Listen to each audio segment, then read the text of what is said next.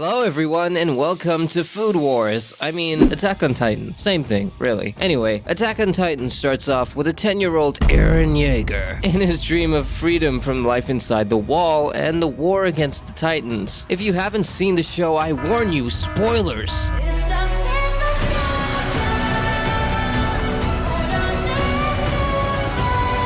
Sorry for yelling, but everyone in this show does it. Everyone yells his name. She does it, he does it, they do it. He just dies, but people really love to yell in the show. Eren lives inside the walls with his cattle, I mean his family. His mom, I gotta say, she's pretty fine. A total snack. And his dad, a doctor who's got some shady stuff going on in the basement. I mean, seriously, someone needs to go down there. This man's face screams pervert. And Mikasa, Eren's bodyguard, and the local simp. She's also like Eren's adopted sister, but we don't talk about that. But in Attack on Titan, what's left of humanity lives inside the walls out of fear of these guys. The Titans. For no reason at all. I mean, just look at them. They're harmless, right? Look at this one. Isn't he just the cutest? Oh god, he's eating someone. Yeah, the Titans really need to stay outside the walls because they have a serious case of the munchies. And every time the scouts go out, this happens.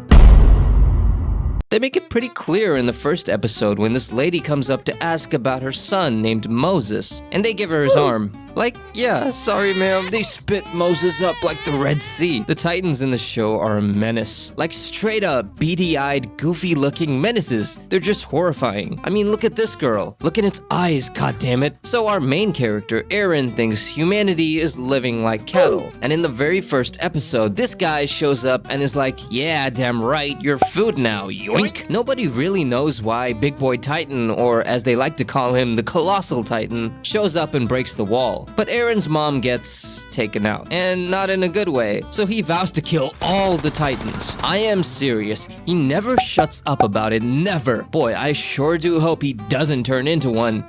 Damn it. Well, fast forward after a year or two after the all-you-can-eat buffet at Eren's hometown, Eren and his friends decide to join the military to eventually become scouts. Yep, the same guys who are prime time on the Titan menu and get their butts smacked often. We get introduced to cannon fodder, I mean side characters in a boot camp who are definitely going to live. Look at Thomas, he's undoubtedly making it to the last season and totally not dying in 2 episodes. Psst, he dies in 2 episodes, by the way. The side characters are pretty cool in the show, and there are a few that will catch your interest. We meet Connie, and then there's our girl Sasha. Characters like Sasha just entertain you every time they're on screen. This dude here is like, you're all gonna die. And she's like, yeah, but like, after I'm done eating this here potato, we got Black Belt Annie, these two, Rainer and Berthold, and Jean, the team's horse. Yeah, Eren really doesn't like him. Oh, and we can't forget about baby girl Krista and her sidekick. So we talked about Eren being a screamer, but we didn't go over his other riveting qualities. He's caring, he's gentle, he's passionate. All of this he does out of love. Well, for himself anyway. I guess that actually just makes him a loud-mouthed bragger. Tough guy who pretends to have balls of steel. My bad, this brings us to Bootcamp. I get a kick out of this part. There's nothing like watching a loud-mouthed bragger tough guy just get brought down by a few notches. So there he was, talking about how the Titans aren't anything special, and how with the maneuver gear, the Titans won't stand a chance. When the next day comes and it's finally time for the aptitude test, we see struggling figures attached to wires. We see Mikasa swaying, calm, and collecting in her harness. And over here we see Eren. Look at that face. What makes it even better is that it happens not once, not twice, but 3 times. My personal favorite being the second time. Eventually, our boy Eren graduates and he takes a moment to stand on top of the wall and breathes some fresh air. What could go wrong? Ah shit, the big boy's back. The Colossal Titan's like, ayo, what up cuz? And he just yoinks the wall again. Then poofs, disappears, goes bye-bye. But this time, Eren's pals have something they didn't before. They're all Spider-Men in training, so of course they'll make it right. It's buffet part 2. The Titans didn't even season that shit. They like straight up just like their food raw. Remember these guys? Yeah, they die. No surprise. But Eren's got plot armor, he'll make it. And he's lost a leg. He can still make it. Oh no, he gets swallowed by Naked Santa over here. Thanks a lot, Armin. I'm sure you put your all into that. It's literally the 5th episode and the protagonist gets eaten. Tell me that's not funny. I'm gonna kill all the Titans. Yoink! Gets eaten. Man, Mikasa on the other hand is dropping Titans like she's a Lego block they just stepped on. And she eventually finds out Eren's dead. Well, time to die. Mikasa literally shuts down till she pulls out the power of flashbacks. Eren did what? This kid was psychotic. He freaking stabbed those guys to death to save her. He was like 9 at the time. And this was when Mikasa realized she's pretty good at stabbing too. These two are made for each other. Two little psychopaths. That's true love.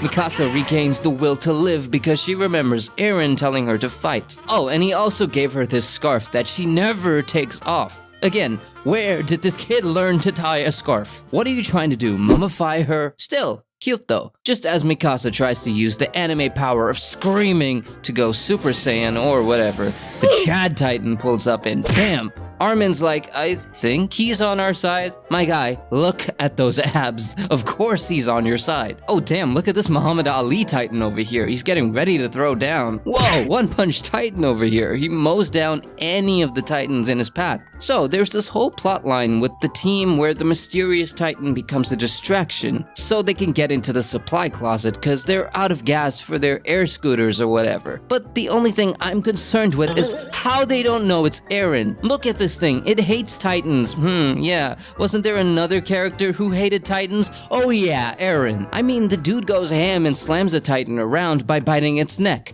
after having his own arms bitten off. Turns out Eren is the Titan who helped the cadets. Nobody was surprised except maybe Mikasa and Armin. Don't you dare act surprised. The first thing our boy says as he wakes up is, I'll kill them all, which is not a good look, my guy. And what is that face? Was he having a wet dream or something? So the higher-ups try to kill Eren because they think he's a danger to humanity or whatever. Like, go on, kill the one weapon you've got. Lucky enough, Patrick Stewart over here shows up and is like, why don't we use Eren to plug the hole in the wall with this giant rock? I have a better question, Professor X. The giant rock? Where'd the giant rock come from? It's definitely too big to be from the wall. Was it just sitting there in case someone blew a hole in the wall? Like, what? Mission starts, Eren turns into a Titan, and oh shit, he's trying to kill Mikasa. Mission failed, abort. Anyway, it's okay though. Eren is so racist to Titans that he knocks himself out. My boy Armin has to stab him to knock some sense into him. Like, hello, Earth to Eren, we've got goofy goobers on our 6, wake up. So Eren snaps out of it and carries the rock on his back while the rest of his class clears the path by literally dying. I'm not kidding. Their whole strategy is just to die. There's no plan there. Eren plugs the wall and then dips again. He just goes to sleep. And again, we ask ourselves, where did that rock come from? After this, we see Freddie Mercury with his mouth full and we meet Captain Levi.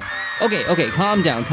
We meet Captain Levi, shut up! Captain Shortstack turns into a spinning top and kills some Titans pretty easily. Hey, they could've used your help at the 2 all-you-can-eat buffets with the Titans. Gosh, I wonder what you were doing back then. Captain Levi is, okay, that's it. What do people see in this guy? He's a short Mr. Smiles with a lot of OCD, one Kaimana, and the whole fandom starts screaming. I mean, give some love to Jean. He had quite the glow up in season 4, if you know what I mean. The plot does evolve eventually, as we go from big monster bad to genocide. The way this show progresses is insane and truly a masterpiece, but it's still beyond funny. If you want us to cover all of Attack on Titan, do consider yelling at the subscribe button and ringing that bell to stay connected. Until then, bye bye!